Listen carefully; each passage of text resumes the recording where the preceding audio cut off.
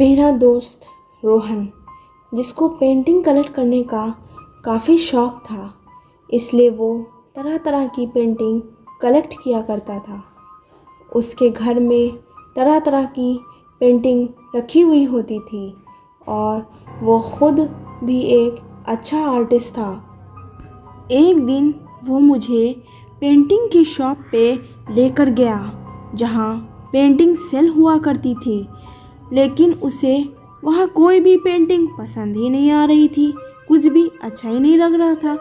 वो उस शॉप से जाने ही वाला था कि उसकी नज़र एक बेहद खूबसूरत पेंटिंग पर पड़ी और तभी वो उस पेंटिंग को ख़रीदने के लिए शॉप वालों से उसका प्राइस मनी पूछने लगा। तभी उस शॉप वाले ने उसे ये पेंटिंग देने से बिल्कुल मना कर दिया और साफ इनकार कर दिया। कहने लगा, ये पेंटिंग तो उसके लिए बहुत लकी है, क्योंकि जब से उसे ये पेंटिंग मिली है उसे सिर्फ मुनाफा ही मुनाफा हो रहा है। तभी रोहन मायूस होकर वहाँ से लौटने लगा और सोचता है कि काश वो किसी भी तरह से उस पेंटिंग को ख़रीद पाता।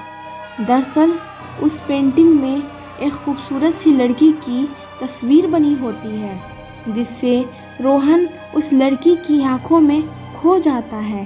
पर उसके हाथ में एक नीला गुलाब। कैसा है ये नीला गुलाब? ये सोचकर वो थोड़ा परेशान हो जाता है। इतनी खूबसूरत लड़की के हाथ में ये नीला गुलाब, आखिर इसका क्या राज हो सकता है?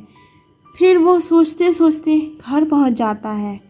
जैसे वो घर के अंदर जाता है, वो ये देखकर परेशान हो जाता है और हैरान सा देखता रहता है कि वो पेंटिंग उसके घर में कैसे आ गई, किसने इसे यहाँ लाया, कौन यहाँ लाकर रख कर गया है।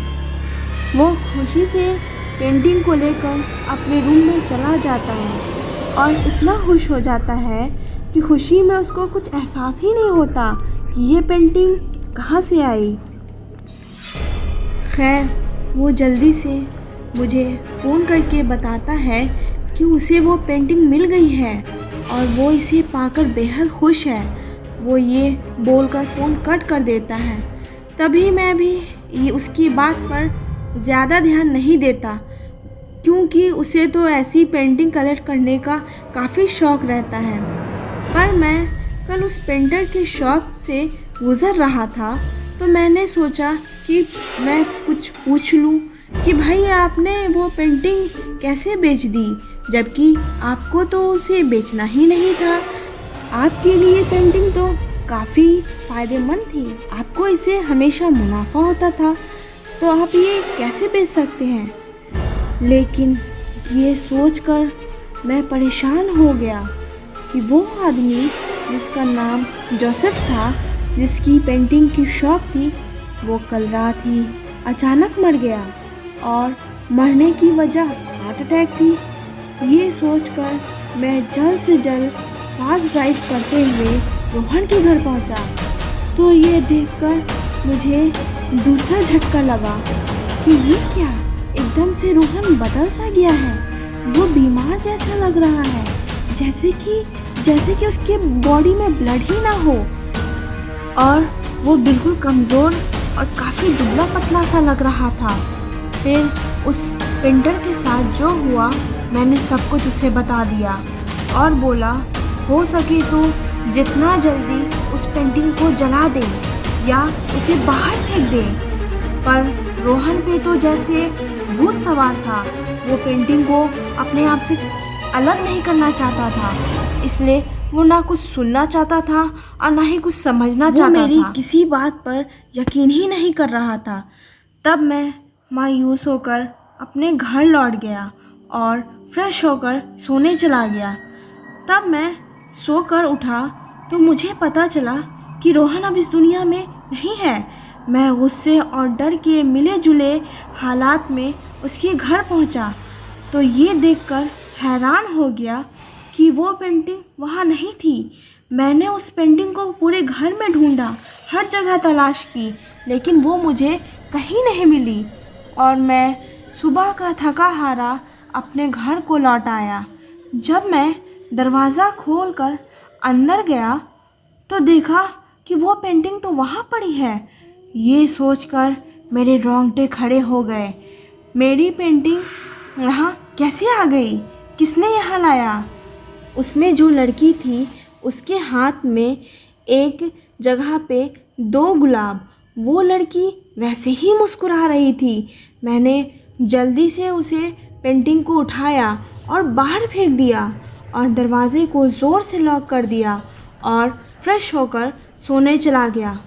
जब मुझे प्यास की वजह से मेरी नींद खुली तो उस वक्त घड़ी में 3:30 बज रहा था। मैं पेंटिंग को देखकर सामने चौंक गया। ऐसा लग रहा था वो पेंटिंग सिर्फ मुझे ही देख रही है। मेरे डर से पूरे बदन में कपकपी से छूटने लगी। तभी उस पेंटिंग से ज़ोर ज़ोर से हंसने की आवाज़ आने लगी और वो मुझसे कहने लगी, अब तुम्हारी बारी है मरने की। तुम भी उसी तरह तड़प तड़प कर मरोगे जैसे बाकी 2 लोग मरे हैं। तभी मुझे उन 2 नीले गुलाब का मतलब पता चला। वो फिर बोली, मुझे अब उससे कोई नहीं बचा सकता। मैं डर से चिल्लाना चाहता था लेकिन मेरी आवाज़ जैसे गले में अटक कर रह गई है, पर मैं कुछ भी नहीं कर पा रहा था। तभी सुबह हो गई। मैंने देखा मैं तो ज़िंदा हूँ। इसका मतलब है वो कल रात में जो मेरे साथ हुआ वो क्या मेरा सिर्फ एक ख्वाब था? नहीं, ऐसा नहीं हो सकता। फिर मेरी नज़र सामने टंगी हुई पेंटिंग पे गई। वो लड़की ठीक उसी तरह शैतानी हंसी हंस रही थी। ये सब देखकर मैं वहीं बेहोश हो गया। जब कुछ देर बाद मुझे होश आया तो मैंने दौड़ते हुए क्रिस्ट के पास गया और जो हुआ सब कुछ बता दिया। फिर क्रिस्ट वो पेंटिंग को लेकर उसे वहीं जला दिए और बोले, वो लड़की नहीं, एक रूह है जो अपनी मौत का सबसे बदला ले रही है।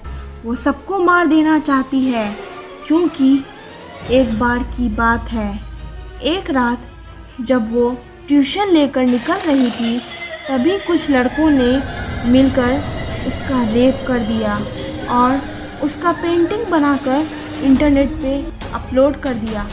तभी से वो पेंटिंग में बनी हुई लड़की बनकर सबसे बदला ले रही है।